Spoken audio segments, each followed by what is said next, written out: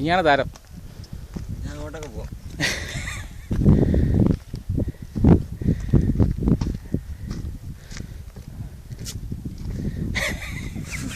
മമ്മൂട്ടി പോയി. മോഹൻലാൽ ദിലീപ് വന്ന് എല്ലാരും ആയി. പിന്നല്ല ആരെയാണ്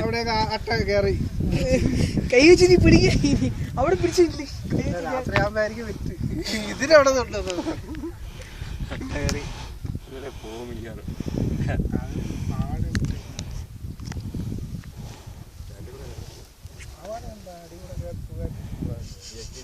ചിന്തിക്കുന്ന കാര്യങ്ങളൊക്കെ